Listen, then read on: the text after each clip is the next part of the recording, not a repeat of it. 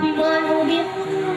तो बस इसी अभिमान के कारण दक्ष ने एक यज्ञ का आयोजन रखा जिसको उसने सबको बुलाया, बस शिव जी और सती को निमंत्रण नहीं दिया। तो सारे देवी देवता अपने अपने विमान सजाकर दक्ष प्रजापति के महल की ओर जा रहे हैं। तो जब वो सारे के सारे देवी देवता दक्ष प्रजापति के महल की ओर जा रहे हैं तो इधर दूसरी तरफ सती ने भी आकाश में देखा। क्या देखा कि सती बिलो के सती बिलो के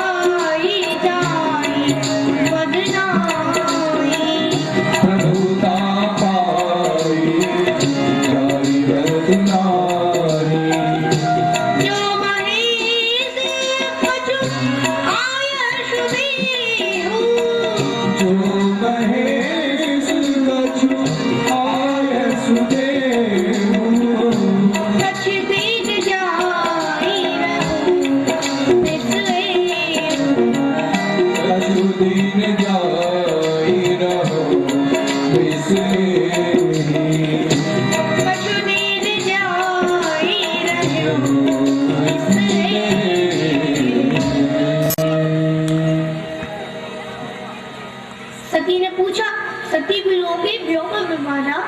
सती ने देखा कि आकाश मार्ग से कई सुंदर सुंदर विमान चले जा रहे हैं। पूछा, स्वामी कहाँ जा रहे हैं? पूछे से सब कई बहानी। तो शिव जी ने बताया कि पिता यज्ञ सुनी कछुआ, यानी कि सती तुम्हारे पिता ने एक यज्ञ का आयोजन रखा है, ये सब वही जा रहे हैं। सती ने सुना पिता ने यज्ञ का आयोजन रखा है, तो ये सुन के सती बड़ी खुश हुई और बोली कि स्वामी अगर आपकी आज्ञा हो तो क्या मैं अपने कुछ दिन अपने पिता के घर जाकर रहूं? तो शिव जी ने कहा कि सती तुम बात तो बहुत अच्छी कर रही हो, लेकिन मित्र स्वामी पिता गुरु के घर तो बिना बुलाए भी जा सकती, पर जहाँ कोई अपना विरोध मानता हो मेरी समझ में ऐसी जगह कभी नहीं जाना चाहिए, ऐसी जगह पर कभी नहीं जाना चाहिए। महानुभावों सज्जनों ध्यान से सुनिए। अब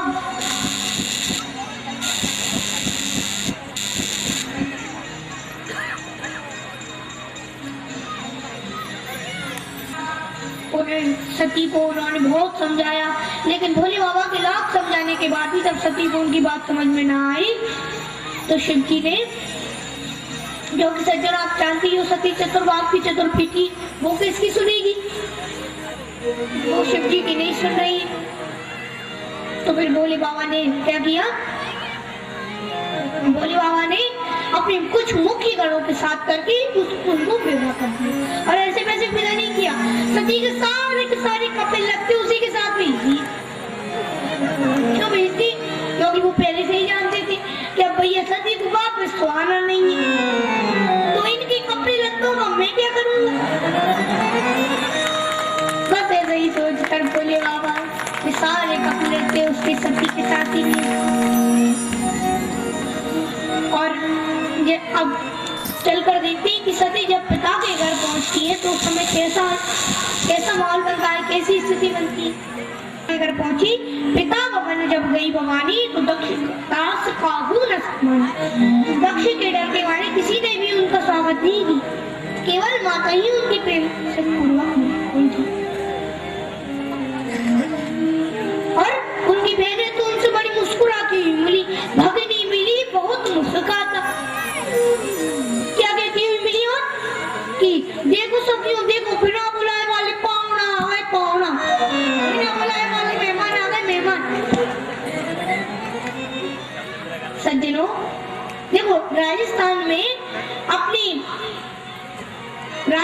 मेहमान को पौड़ा कहा जाता है और अपने एमपी में इसे मेहमान कहा जाता है ना। अब वो सखियां तो बोली कि देखो सखियों, बिना बुलाए वाले पौड़ा आ गए, पौड़ा मेहमान आ गए, आइए बिना बुलाए वाले मेहमान जी आइए, आपका स्वागत। उनका वो बड़ा मजाक उड़ाने लगे। सती ने इस पर ज्यादा ध्यान नहीं दिया और सती ने जाकर यज्ञशाला में जब देखा तो उसे कहीं भी शिव जी का भाव दिखाई नहीं दिया। ये देखकर सती बड़ी ही दुखी हुई। ये देखकर सती को बड़ा दुख हुआ। जितना दुख पति के त्यागने पर नहीं हुआ था, उतना दुख पति के अपमान के कारण हुआ। सती का हृदय बहुत जोर से जल उठा। सती की माता ने ही सती को बहुत समझाने का प्रयास किया, लेकिन सती नहीं मानी और भरे सभा में क्रोध भरे वचन बोली। रे सभासदों, ध्यान से सुनो। जिन्होंने मेरे पति शिव जी की निंदा की है और जिस निंदा में मेरे पिता भी शामिल है, किंतु ये मेरा ये शरीर दक्ष के वीर से यानी दक्ष के वीर से उत्पन्न हुआ और आज मैं अपने शरीर को त्याग देने जा रही हूँ। और ऐसा कहकर सती ने अपने शरीर को अग्नि के माध्यम से भस्म कर दिया।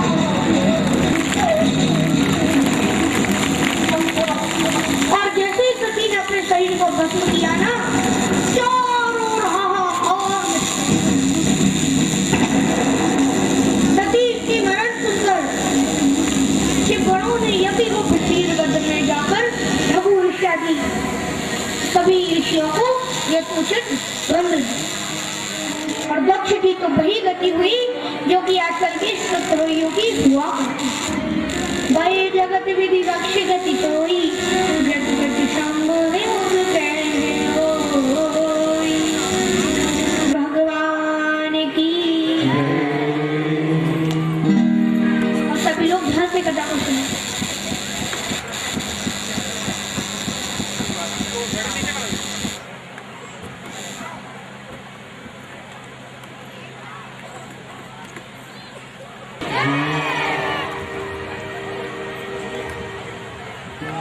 अब सभी लोग ध्यान से कथा को सुनिए। और समय काफी हो चुका है, इसलिए अपने कथा को थोड़ा सा संक्षेप कह रहा हूँ। सभी ध्यान से सुनिए।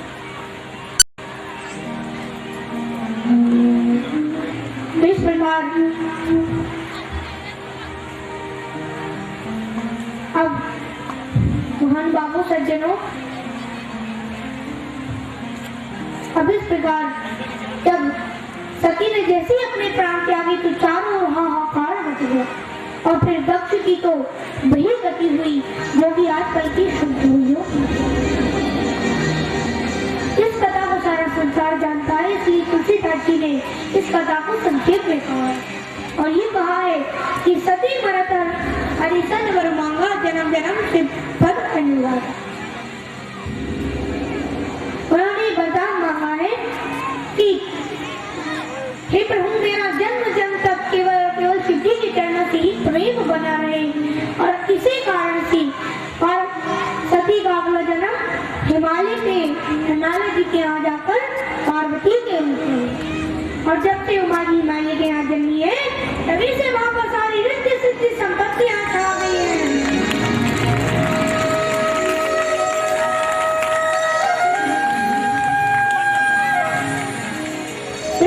संपत्तियां छा गई हैं और पर्वतराज के यहाँ रोजाना नए नए मंगल उत्सव किए जा रहे हैं।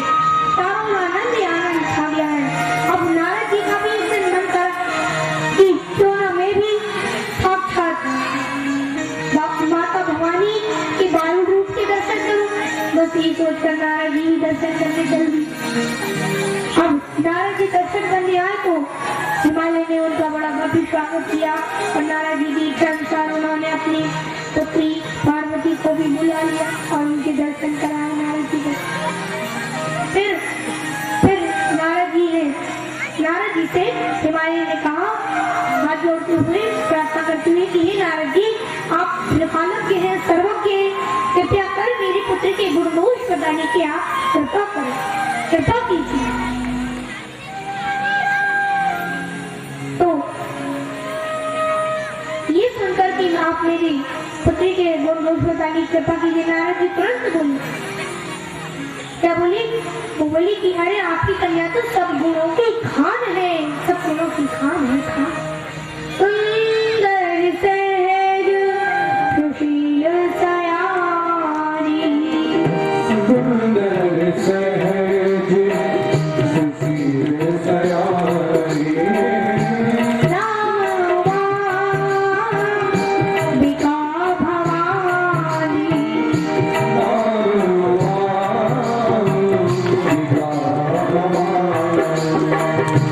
नामवांबिका भवानी,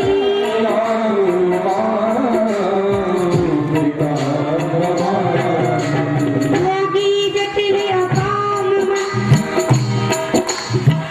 लगन मंगल वेश, अस स्वामी यह कह मिले परियसिए।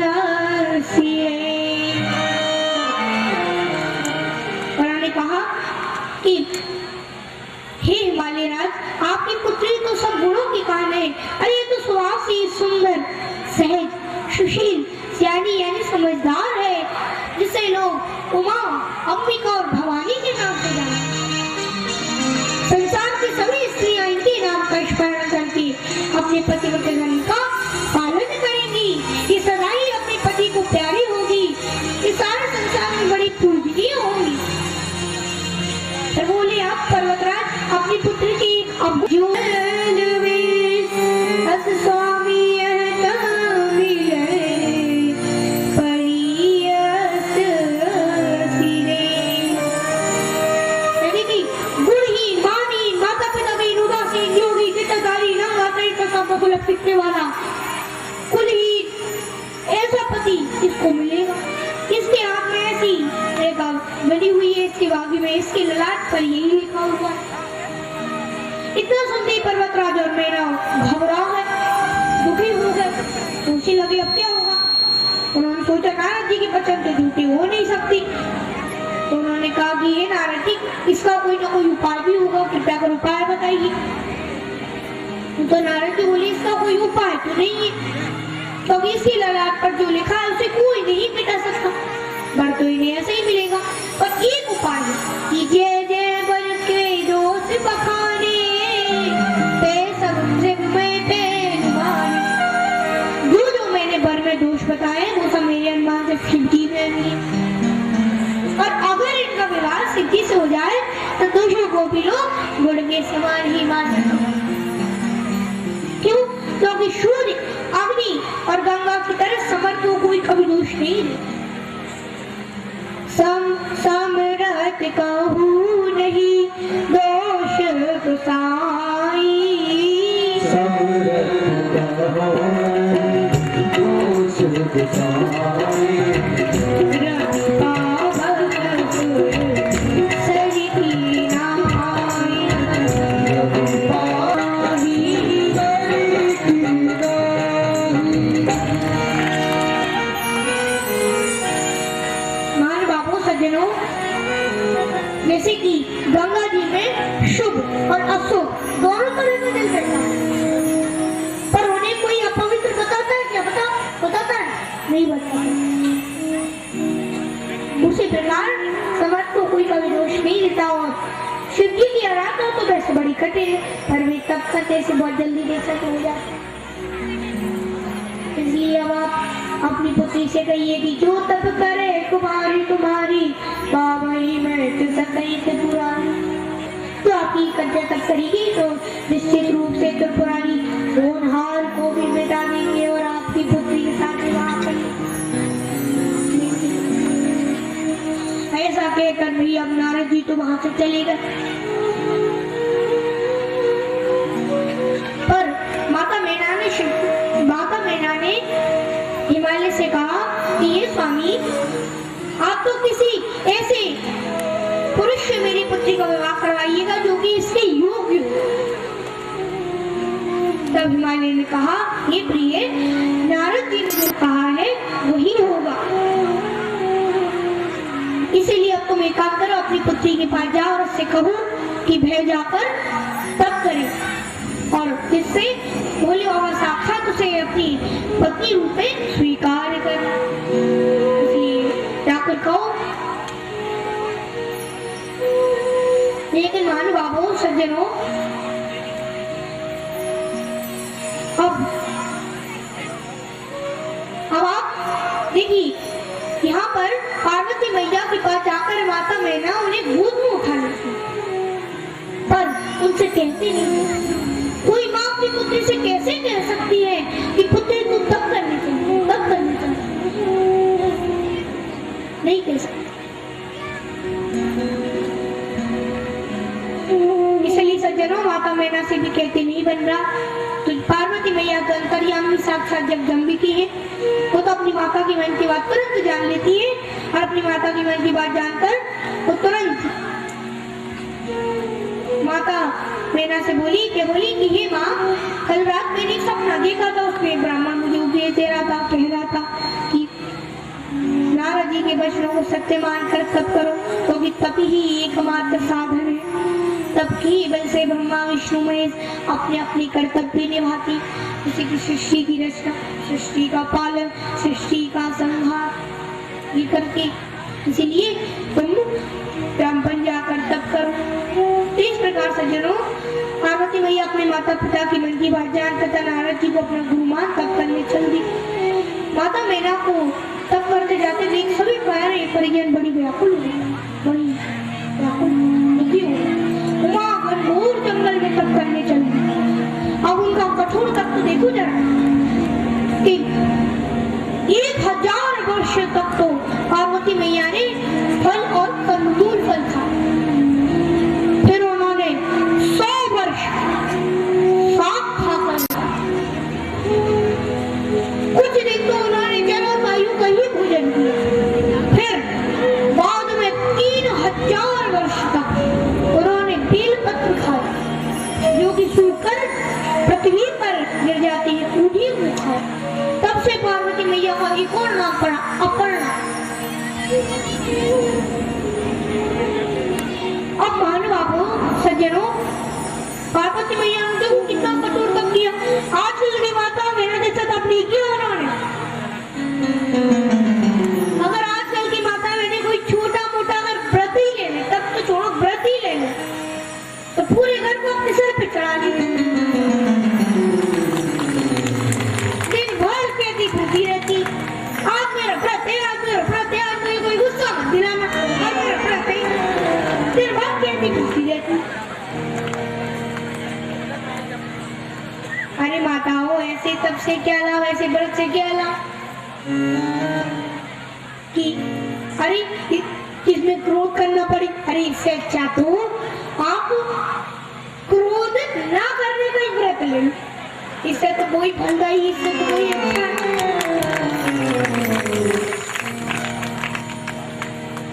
अब इधर पार्वती मैया ने कठोर तप किया कि उनके कठोर तप से उनका शरीर क्षीण क्षीण होते देख आकाशवाणी होती है। क्या आकाशवाणी होती है?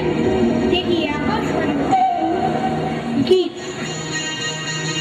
हे उमा, तुम्हें शक्ति जरूर मिलेगी।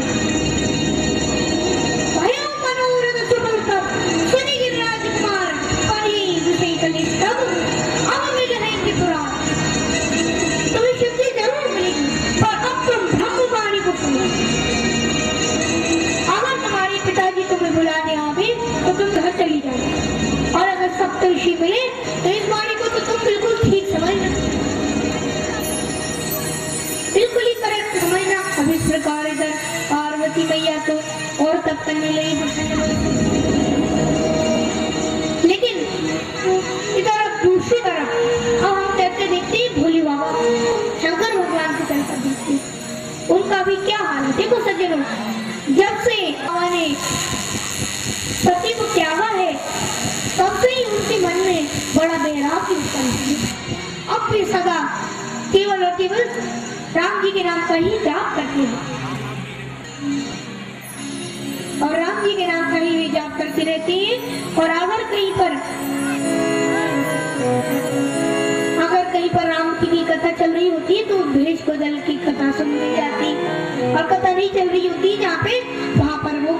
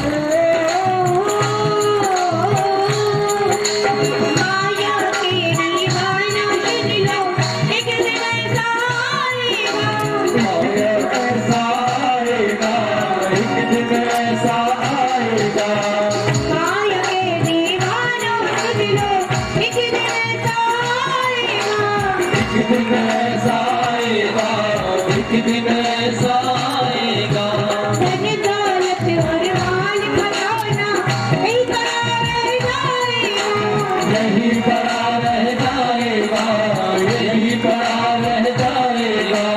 सुंदर काया मिट्टी होगी,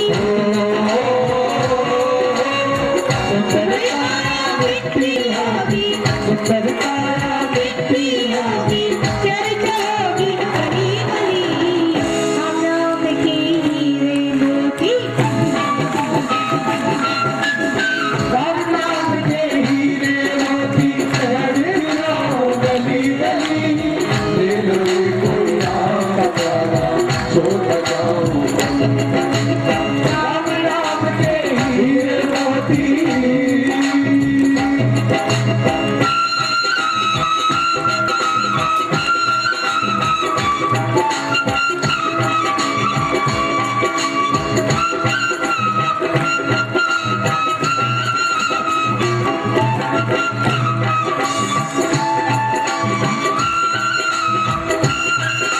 ऐसे ही तो आप लगातार क्या करता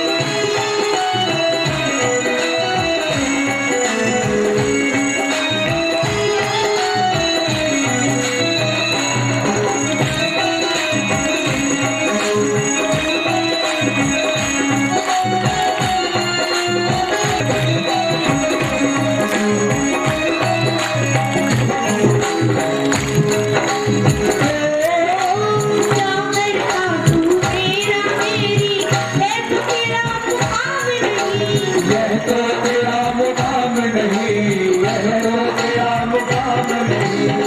झूठे जग में फंसा हुआ है, मैं सच्चाई निकाल नहीं, यह सच्चा ईमान नहीं, यह सच्चा इंसान नहीं।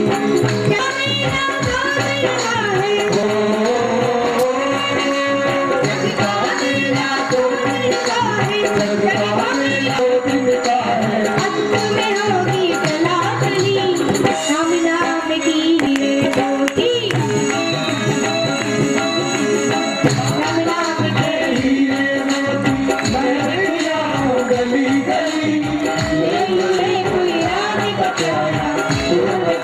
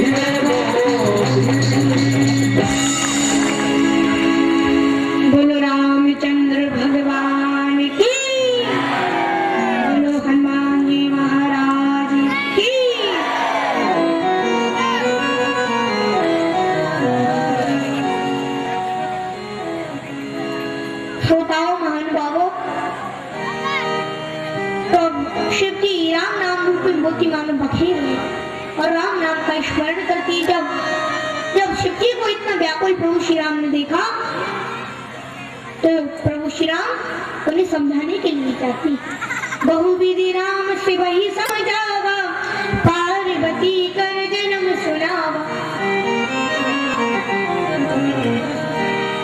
और पार्वती मैया की जन्म की कथा सुनाती हूँ। कहती है कि सबसे पहले कहती है कि हे भोले बाबा, अगर आप मुझसे सचमुच ही प्रसन्न हैं तो मैं आपसे कुछ चाहता हूँ, मैं आपसे एक वरदान मांगना चाहता हूँ। ये चाहता हूँ मैं कि आप पार्वती मैया के साथ विवाह कर लें, पार्वती जी के साथ विवाह कर लें।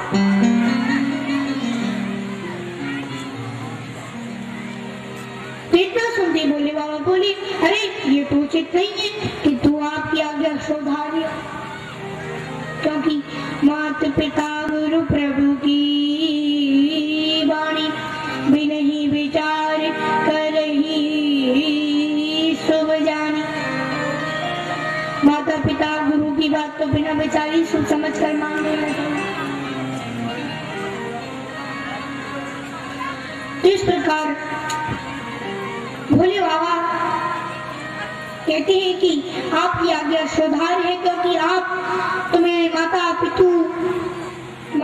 पिता यानी पिता भाई बंधु गुरु सखा सब कुछ हो और आप ही मेरा सच्चा चाहने वाले हो, इसलिए आपकी आज्ञा सुधार है। शिव जी के धर्म और भक्ति वाले वचन सुनकर राम जी संतुष्ट होकर अंतर ध्यान हो जाते। लेकिन राम जी के अंदर ध्यान होते ही सज्जनों फिर शिव जी ने सप्तऋषियों को परीक्षा के लिए भेजा पार्वती मैया, और परीक्षा लेने के लिए भेजते हुए और हमें मान बाबू उन्होंने परीक्षा लेने के हेतु भेजा।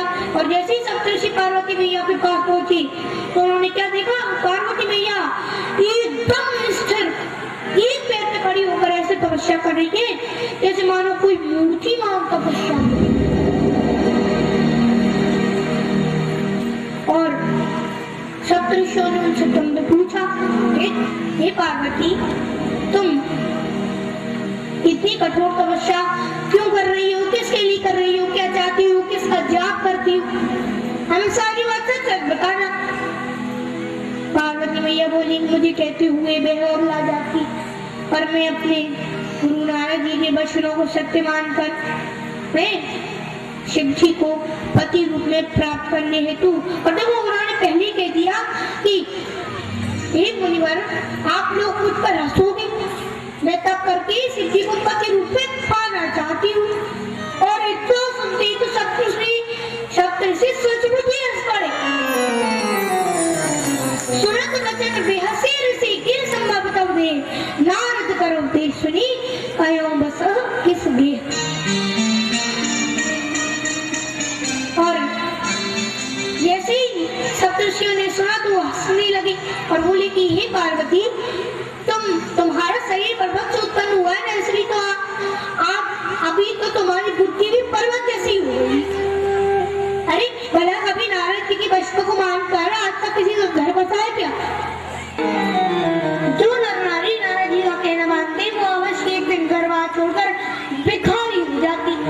चित्रकेतु कर जन्म जाला कनक फसे कर पुनी हाला, नारद से तुझे सुनाई नहीं नारी अवश्य होए तक भवन भिखारी।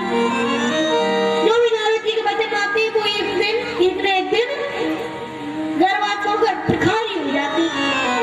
और उनके वचनों पर विश्वास करके तुम ऐसा पति जाती हो जो सुवासी कुलहीन मातरी पसापों को लपेटने वाला, जटाधारी, सर्पधारी, शेर की खाल पहनने वाला, पहुंची लगाने वाला, ऐसे पति से तुम्हें क्या सुख मिलेगा? अरे पहले भी शिव जी ने सती से विवाह किया था, उसी भी त्याग दिया, ना उनका कोई घर है, भीख मांग कर दो पेट भरती।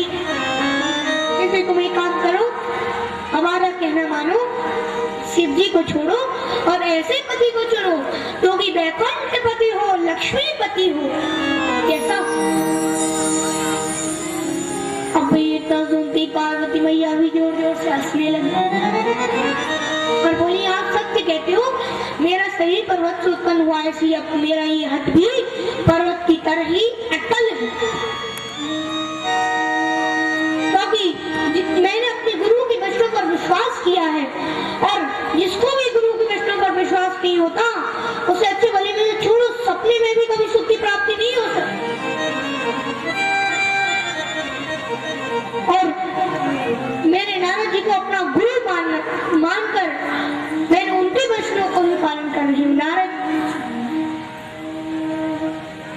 जी को अब मैं अपना गुरु मान चुकी हूँ, और उनकी बात को मानने के लिए अब तो चाहे घर छूटे चाहे शिव रूटे, अब तो मैं अपने गुरु नारद के वचनों को नहीं छोड़ सकती, नहीं छोड़ूंगी। गुरु के वचन प्रतीत न दे सपने उस सुगम नस्तों को से बीते, इसलिए अब तो मैं अपना सब कुछ भोले बाबा को अर्पण कर चुकी हूँ। अब तो मैं अपने जीवन शिव शंकर को अर्पण कर चुकी हूँ। अब तो जो होगा तो देखा जाएगा। और वो बोली कि लगन शिव से लगा बैठी, जो होगा देखा जाएगा। लगन शिव से लगा बैठी, जो होगा देखा जाएगा।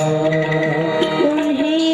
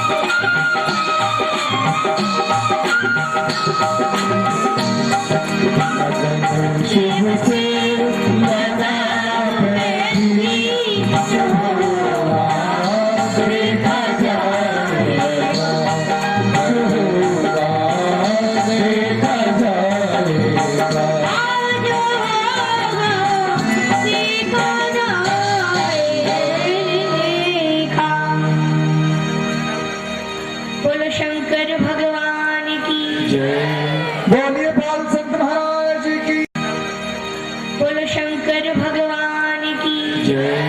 बोलिए बाल संत महाराज की पार्वती मैया। तो इस प्रकार पार्वती मैया के मुख से इस बात सुनकर सारे सप्तऋषि बड़े प्रसन्न हो गए, उनकी जयकार करने लगे, कहने लगे कि आपकी क्या हो, आपकी क्या हो, आपकी क्या हो, आप माया हो और शिव जी साक्षात परम परमेश्वर है, साक्षात भगवान है।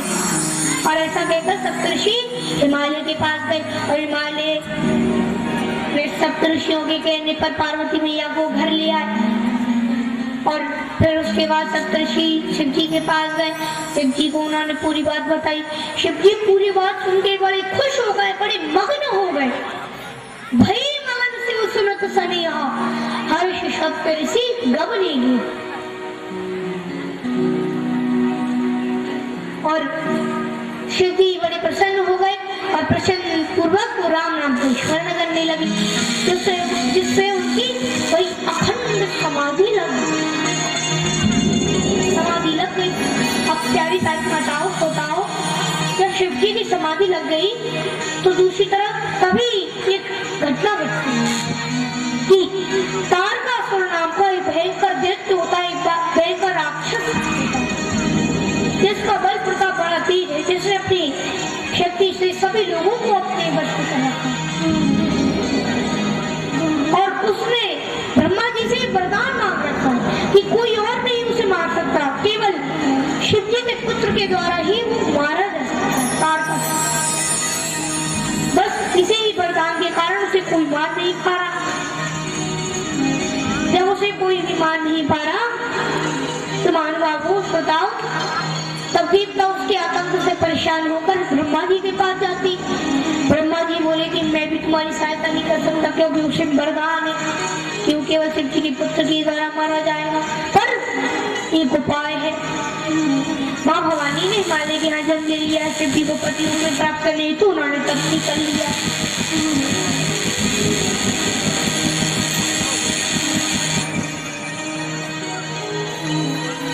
पर शिव जी तो इस समय तप कर रहे हैं, समाधि में बैठे हुए हैं।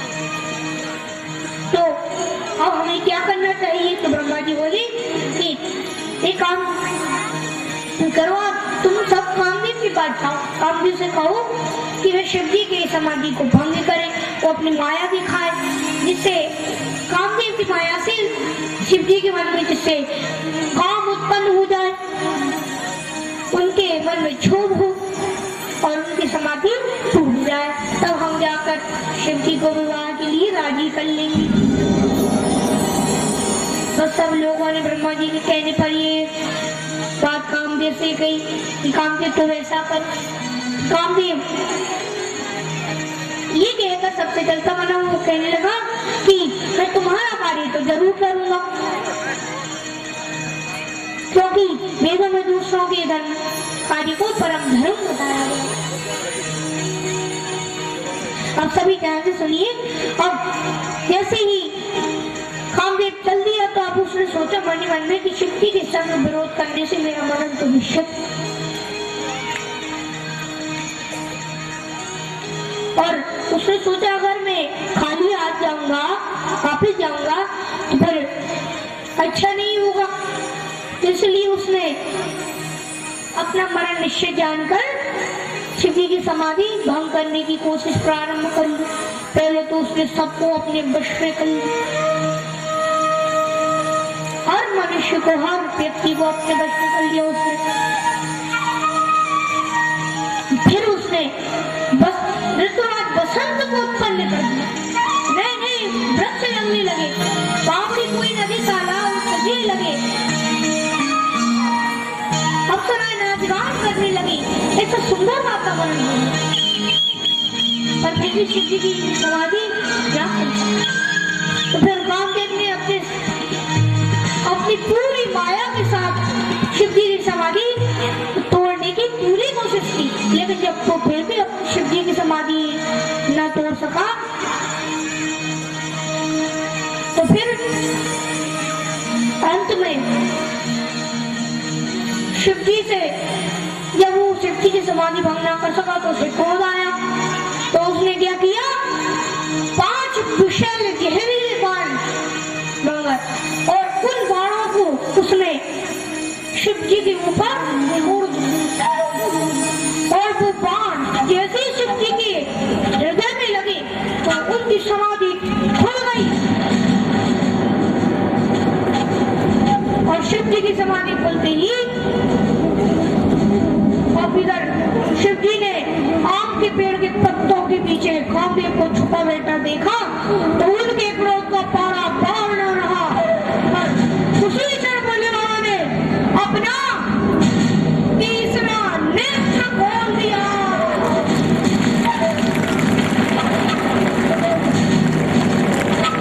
और तीसरा नेत्र खोलते ही देखते देखते कामदेव छलकर भस्म हो गया।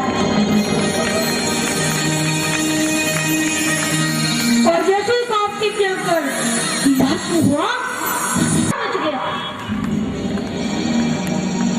और कामदेव की पत्नी रति रोते चिल्लाते हुए शिव जी के पास आई। तब मेरे भोले बाबा एक आसान स्त्री पर गया और कृपा करते हुए बोली, रति जब भगवान श्री कृष्ण द्वापर युग में अवतार लेंगे तब तुम्हारा पति उनके पुत्र प्रदत्त के रूप में उत्पन्न होगा, तब तुम्हारे पति से भेंट होगी। और इस प्रकार रति प्रसन्न मन से अपने लोग को फिर वापस चली गई।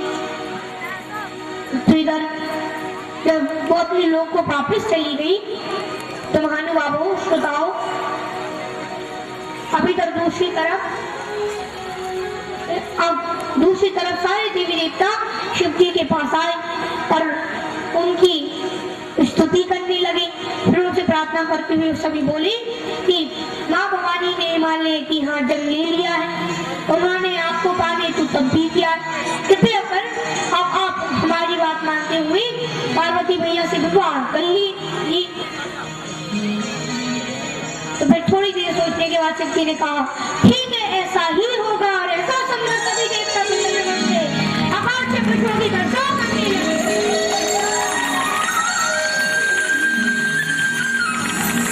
और समय जानकर फिर महानुभावों श्रोताओं, समय जानकर फिर सप्तऋषि हिमालय के पास जाते हैं और शुभ नक्षत्र, शुभ घड़ी, शुभ लगन दिखवाकर पत्रिका छपवा देती। पत्रिका सीधे ब्रह्मा जी के पास पहुंची तो सबसे पहले ब्रह्मा जी ने पढ़कर ये पत्रिका देवताओं को सुनाई तो देवता हर्षित हो गए, आकाश से और ज्यादा पुष्पों की वर्षा करते गए।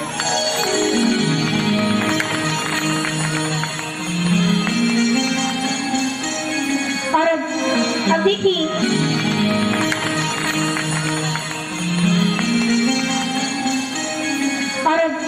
अब देखिए चारों ओर आनंद ही आनंद छा गया। अब सभी अपने अपने विमान सजाने लगे, अप्सराएं नाच गान करने लगी और शिव जी के गण शिव जी का श्रृंगार करने लगे। अब जरा देखिए शिव जी का श्रृंगार। शिव जी का श्रृंगार देखिए, देखो शिव जी की जटाओं का एक बिल्कुल मोर जैसा मुकुट बनाया गया और उस मुकुट के ऊपर चंद्रमा है, 3 नेत्र है, सर पे गंगा जी बह रही है और सांपों का जनेऊ पहना है, सांपों की माला, सांपों और नरमंडों की उन्होंने माला पहनी। भोले बाबा ने सारे शरीर से राख लगा ली, मतलब विभूति लगा ली, कपड़ों की जगह बादाम्बर यानी कि उन्होंने शेर की खाल पहन ली। और इस प्रकार मेरे भोले बाबा बिल्कुल एकदम तैयार हो गए, बिल्कुल रेडी हो गए। और इस प्रकार शिव जी का वृक्ष अशुभ होते हुए भी परम कल्याणकारी और कृपा के धाम है। उनके एक हाथ में त्रिशूल तो दूसरे हाथ में डमरू और शिव जी बैल पर अभिषेक यानी धर्म पर अभिषेक धारण होगा। अब जाने वाले थे कि तभी विष्णु भगवान बोले कि दूल्हा तो बहुत सुंदर लग रहा है पर 12 दूल्हे की योग्य नहीं, 12 दूल्हे के सामने इतनी से भी नहीं लग रही। इसलिए सब अपने समाज को लेकर चलो, अपने घरों को लेकर चलो। भैया देवताओं ने ऐसे ही किया, वो अपने घरों को लेकर चल दी, अपने समाज को लेकर चलती। अब इधर शिव जी ने सोचा कि भगवान विष्णु का प्रेम वचन यानी मजाक तो छूटेगा नहीं, मुझे ही कुछ करना पड़ेगा। तो उन्होंने तुरंत नंदी से कहकर सभी गणों को बुला लिया। हाँ कि ओ नंदी इधर आओ, तेरे सारे गणों को बुला। अब भैया शिव जी के गणों को देख लीजिए कि कौन मोकहीन विपुल मोकता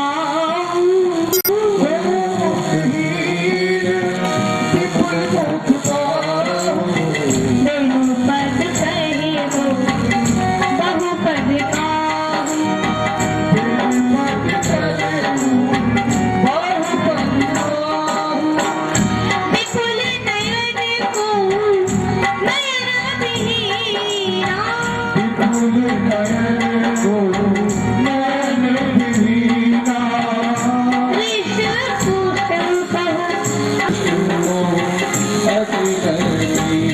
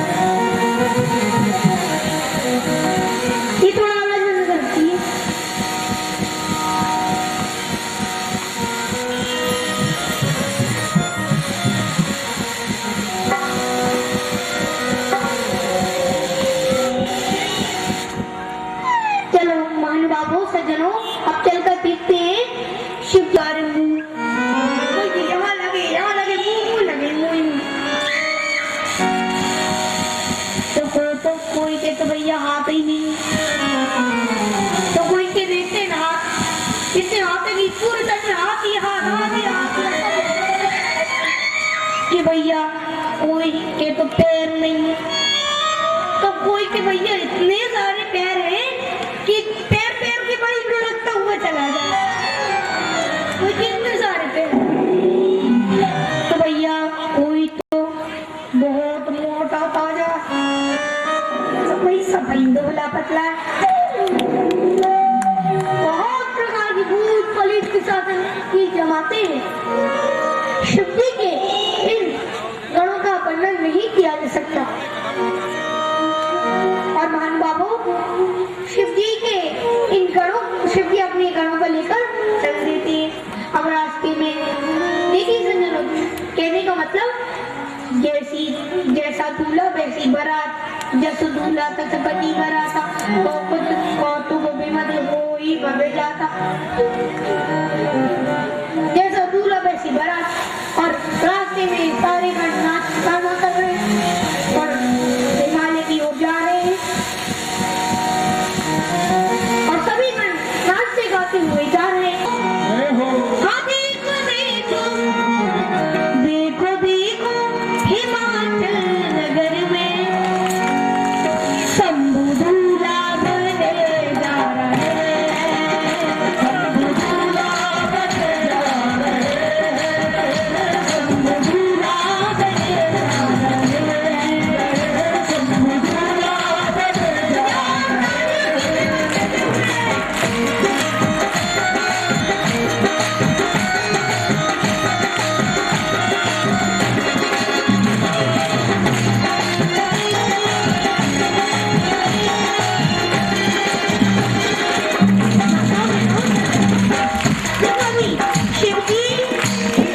शिव जी का विवाह सब चल रहा है और आप शांतिपूर्वक वैसे वैसे उसके का विवाह सभी नाचते गाते हुए धूमधाम मचाते हुए ताली बजाते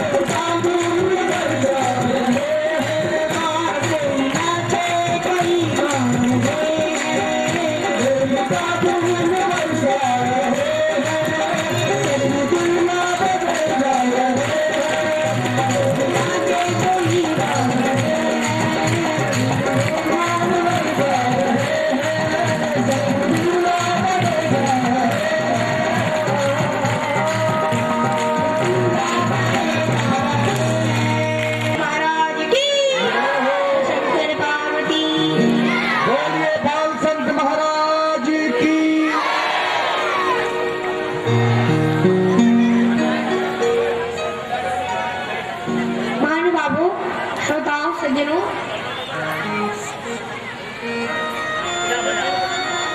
ध्यान से सुनिए। देखो,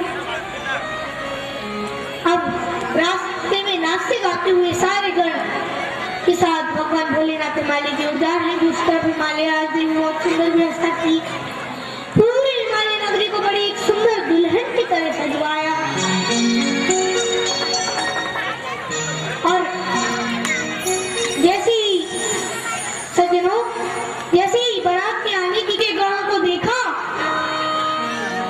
तो महानुभावों सज्जनों, शिव जी और उनके गणों को देखकर सारे अवमान करने वाले लोग तो थोड़े बहुत डरे और वो जिन पे बैठे थे वो घोड़े हाथी आदि सारे नाना प्रकार की जितनी भी सवारी थी वो डर के मारे इतने तेज भागे कि ऊपर बैठने वाले लोग धड़ाम निकले। और जैसे ही नगर में सबने देखा तो भैया और बच्चों ने देखा, भैया बच्चे तो अपने प्राण बचाकर भागे और घर आने पर तुरंत पहले तो द्वार लगा देती, फिर माता पिता के पूछने पर यही उत्तर देती कि ये दूल्हा है, ये बारात है या साक्षात यमराज की सेना। दूल्हा बैठकर उल्टा बैठा है, शरीर पर सांपों को लपेटे और सारे शरीर में राग लपेटे हुए हैं, मुंडों की माला पहने हुए हैं, माथे पे चंद्रमा लगाए हुए हैं, हाथ में त्रिशूल धरे हुए हैं, कपड़ों की जगह बादाम पहने हुए। और उन्होंने कहा कि जो बारात को देखकर बचेगा ना कोई बड़ा भाग्यशाली होगा। अब भैया बच्चों ने तो घर में जाकर यही बात बताई, पर बड़ी उम्र की समझदार लोगों ने बच्चों आदि सबको समझाया और बारात को एक सुंदर चंद्रवासी में ठहराया। अब इस प्रकार दूल्हे की परिचय करने के लिए माता मैना आरती की थाली सजाकर अपनी सखियों के साथ, और जैसे ही सखियों से माता मैना ने जैसे ही देखा शिव जी के ऐसे भेष को, तो उनके साथ जो सखियां थी ना वो तो इतनी तेज डरी कि वो तो दौड़ के अपने अपने कमरों की दीवार के पीछे छुप गई और सोचने लगी वो यहाँ ना आ जाए, डरने लगी। और सज्जनों, माता मैना का भी बड़ा बुरा हाल है और डर के मारे उनके तो हाथ से थाल ही छूट गई।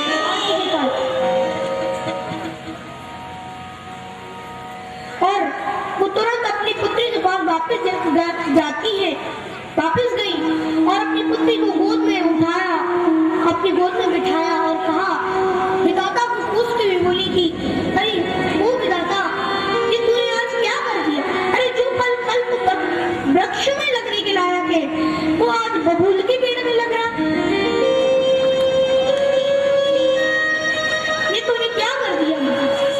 तो विधाता को पूछने के बाद नारद जी को भी कहती है कि अरे नारद, सचमुच तेरा कोई घर नहीं है तो तू दूसरों के घर को उजाड़ता करता है।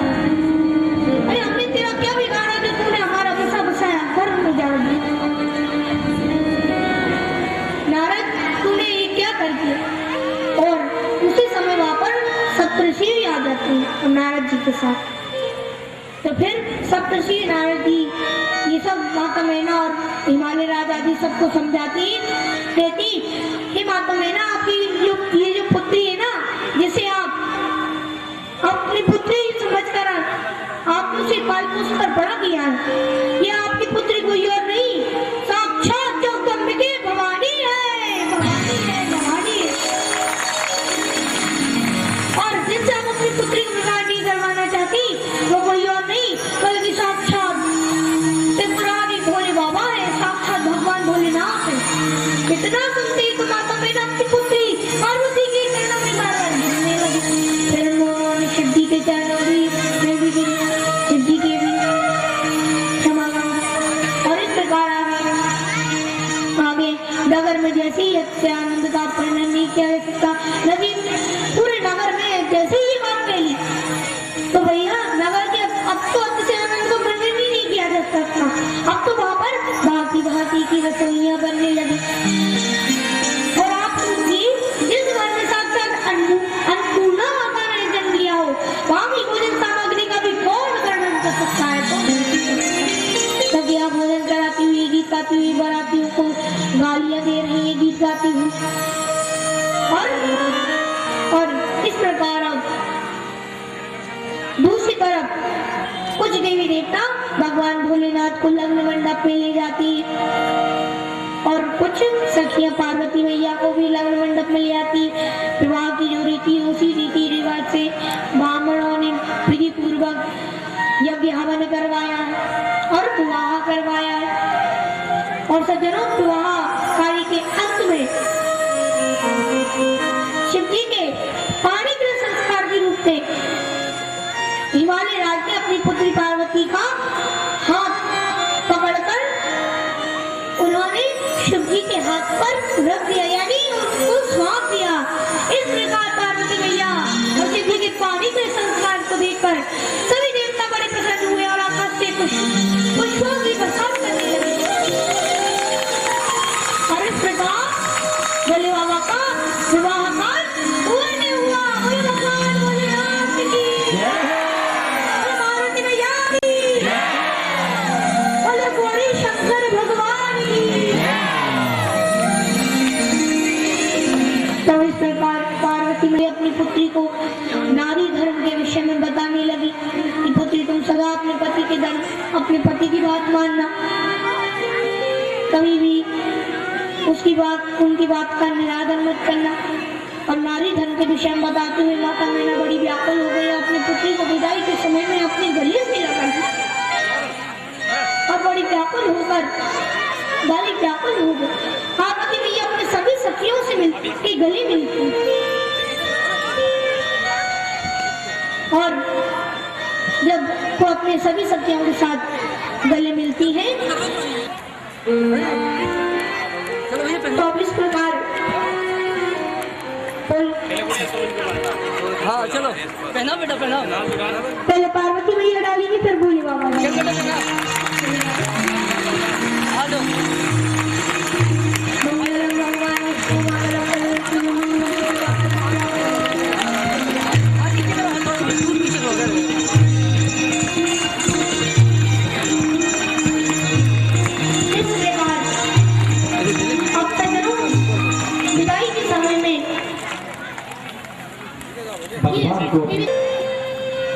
प्यारी प्यारी माताओं, सज्जनों, सभी शांतिपूर्वक बैठ जाइए अपने अपने स्थान पर। सभी बैठ जाइए, माताएं खड़ी हो रही है, बैठ जाइए। उनको शिव जी के पास ले आई, तो शिव जी सबको बिल्कुल संतुष्टि दिलाकर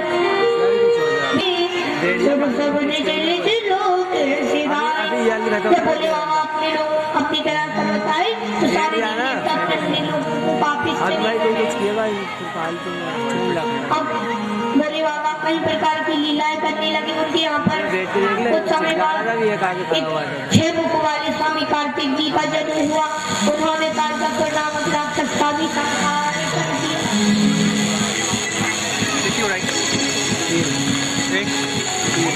बाबू सज्जनों, शिव जी ने कई लीलाएं की और बड़ी अटपटी भी की, मजेदार भी की। पर उनकी एक लीला बड़ी गुप्त है, वो मैं आपको बताऊंगी। बताओ आदि के कारण कौन कौन को बताऊंगी वो लीला, सबको बताऊंगी। तो हाथ नीचे मैं जब से कर रहा हूँ नहीं है मेरे को मालूम है तुम। और वो लीला है कि जब से पार्वती मैया भोले बाबा के यहाँ पर आई है ना, उनके कैलाश पर्वत पर आई है, तब से रोजाना शिव जी उनसे भांग घुटवाती और मना करती है तो भी घुटवाती। घुटना पड़ता भैया, क्योंकि आखिर उनकी माता ने कही थी कि अपने पति की बात जरूर मानना। अब पार्वती मैया को गुस्सा लेकर बहुत आता। एक दिन तो पार्वती मैया को इतना गुस्सा आया तो उन्होंने क्या किया, अपना गुस्सा एक सिलबट्टे पे उतार दिया। उन्होंने भांग घोटने का सिलबट्टा होता है ना, उसी को दूर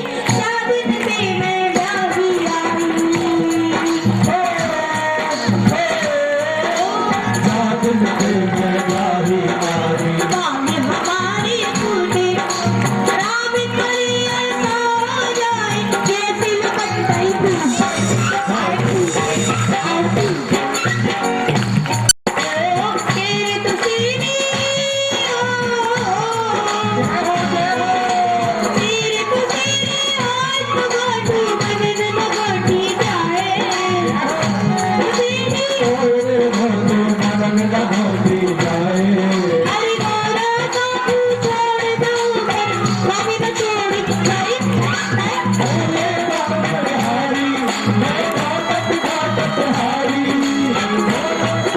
बिहारी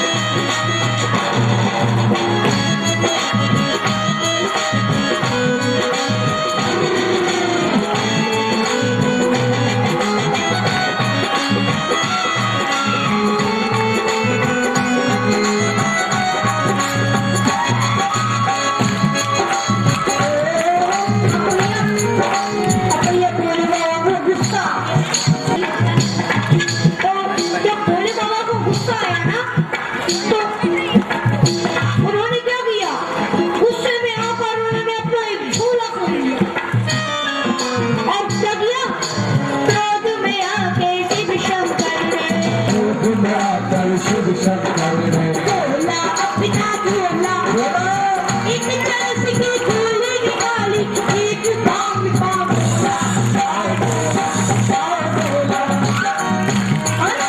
भोला वाली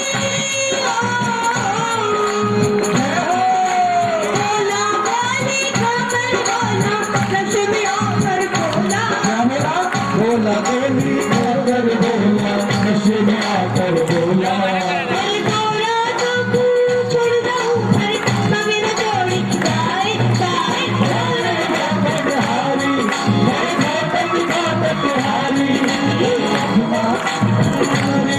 मैं घाटत घाटत हारी जाए तेरी एक दिया की ओर को बाटू स्वामी को जाए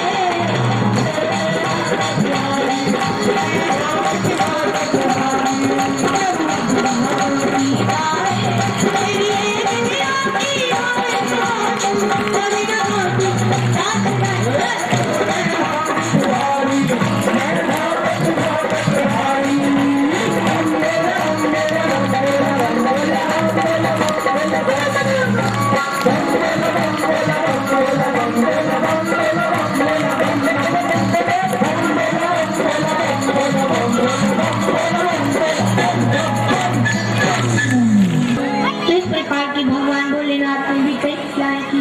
अब आज मैं यही पर अपनी वाणी को विराम देना चाहता हूँ और उससे पहले आप सभी को बता दूं कि कल हम सभी लोग बड़े आनंद उत्साह के साथ बड़े धूमधाम से कल हम सभी लोग मिलकर भगवान की धराधाम पर आने के कारण जानेंगे। ये जानेंगे कि भगवान इस धरती पर अवतार क्यों लेते हैं, ये कारण जानेंगे।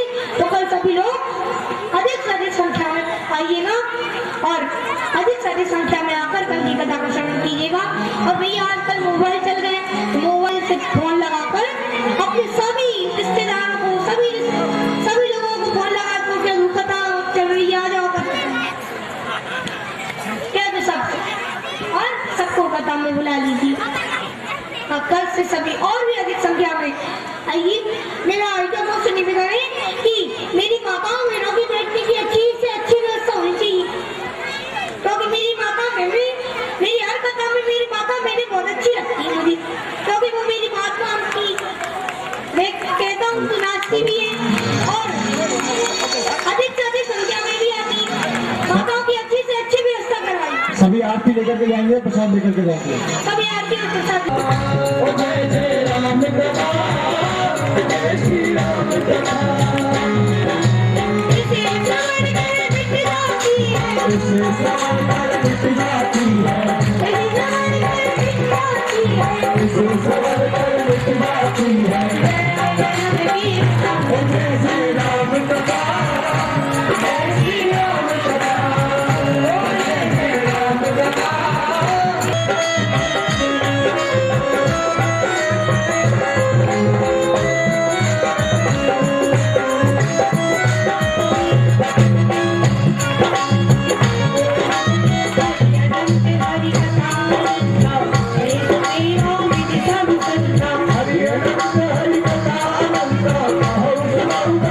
कलयुग केवल राम अवतारा, सुमर हरि नर उतरई तारा। कलयुग केवल राम अवतारा, सुमर हरि नर उतरई तारा। मंगल भवन मंगलहारी, मंगलहारी, मंगल भवन मंगलहारी। मंगल भवन मंगलहारी। दशरथ अजय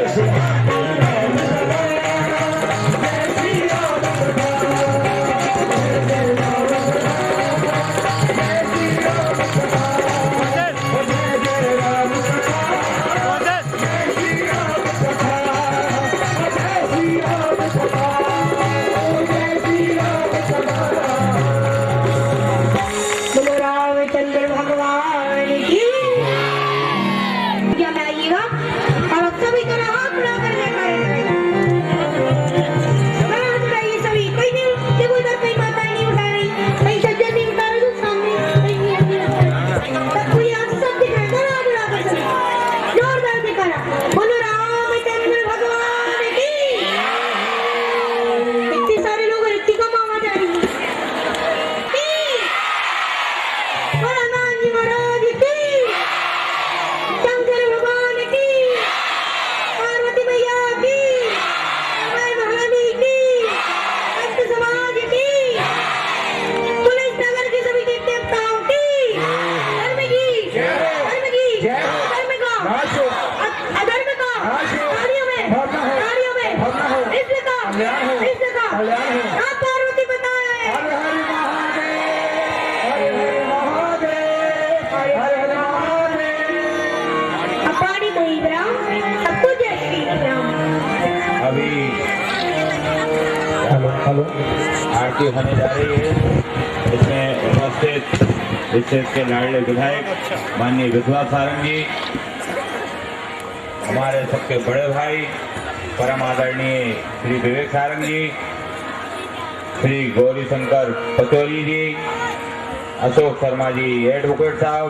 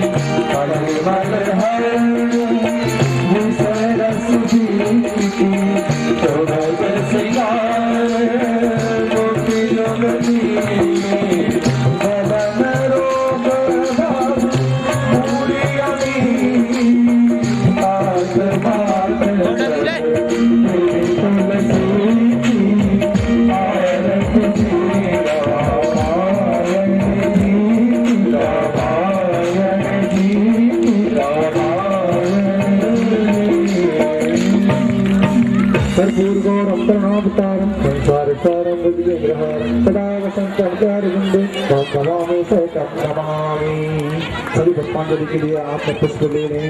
जो माता बहनें मंच के करीब आ रहे हैं, बच्चे सभी से आग्रह है कि मंच के करीब ना आए, जो जहाँ है वहीं से स्मरण करें। हाँ, जो माता बहनें सज्जन हमारे संत जी महाराज के दर्शन के लिए आए थे, संत जी महाराज के दर्शन करने के लिए महिलाओं को विशेष कहने पर हमारे महाराज जी यहाँ पर सभी के बीच में 2 मिनट के लिए